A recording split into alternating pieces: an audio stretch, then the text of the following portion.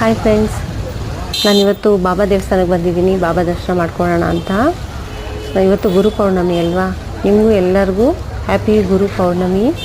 ಎಲ್ಲರೂ ಚೆನ್ನಾಗಿರಬೇಕು ಅಂತ ಕೇಳ್ಕೊಳ್ತೀನಿ. ಅದರಲ್ಲಿ ನಾನು ಇರಬೇಕು ಅಂತ ಅಂದ್ಕೊಳ್ತೀನಿ. ಬನ್ನಿ ಇವಾಗ ಬಾಬಾ ದರ್ಶನ ಮಾಡೋಣ ನಾವು.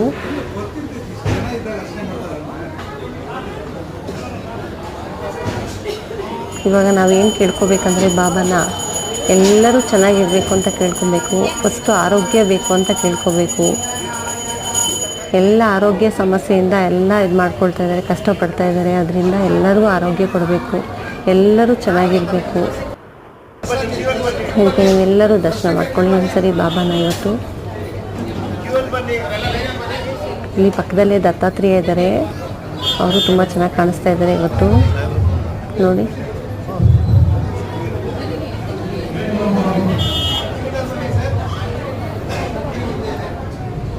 ಫುಲ್ ರಶ್ ಇತ್ತು ಫ್ರೆಂಡ್ಸ್ ಎಲ್ಲ ಇವತ್ತು.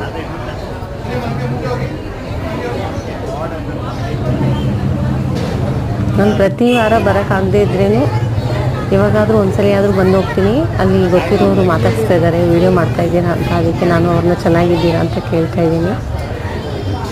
ಚೆನ್ನಾಗಿ ವೀಡಿಯೋ ಮಾಡ್ಕೊಳ್ಳಿ ಅಂತ ಹೇಳ್ತಾ ಇದ್ದಾರೆ ಅವರು ನೋಡಿ. ಎಷ್ಟು ಚೆನ್ನಾಗಿ ಅಲಂಕಾರ ಮಾಡಿದ್ದಾರೆ ಇವತ್ತು. ನೋಡೋಕ್ಕೆ ಎರಡು ಕಣ್ಣು ಸಾಲದು ಫ್ರೆಂಡ್ಸ್, ಅಷ್ಟು ಚೆನ್ನಾಗಿದ್ದಾರೆ ಬಾಬಾ.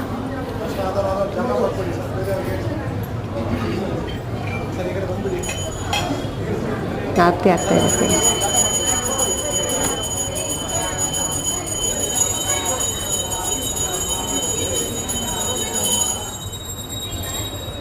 ನಾವು ದೇವಸ್ಥಾನಕ್ಕೆ ಹೋಗ್ಬಿಟ್ರೆ ಅಲ್ಲಿಂದ ಬರಬೇಕು ಅಂತಲೇ ಅನಿಸಲ್ಲ ಫ್ರೆಂಡ್ಸ್ ನಮಗೆ.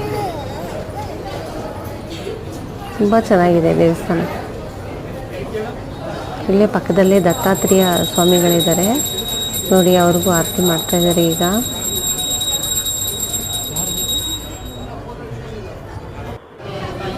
ಇಲ್ಲಿ ಬಾಬಾನ ಅಲಂಕಾರ ಮಾಡಿ ಇಟ್ಟಿದ್ದಾರೆ. ಸಾಯಂಕಾಲ ಪಲ್ಲಕ್ಕಿ ಏನಾದ್ರು ಮಾಡ್ತಾರೆ ಏನೋ ಗೊತ್ತಿಲ್ಲ.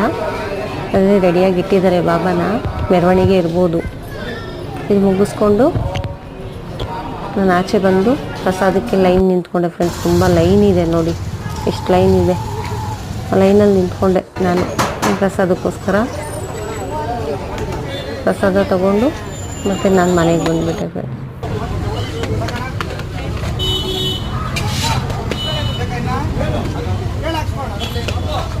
ಆ ಬಾಬಾ ಆಶೀರ್ವಾದ ನಿಮ್ಮ ಮೇಲೇನೂ ಇರಲಿ, ನಿಮ್ಮ ಕುಟುಂಬದ ಮೇಲೆ ಇರಲಿ. ಎಲ್ಲರೂ ಚೆನ್ನಾಗಿರಬೇಕು ಅಂತ ನಾನು ಬಾಬಾನ ಕೇಳ್ಕೊಳ್ತಾ ಇದ್ದೀನಿ. Thank you friends.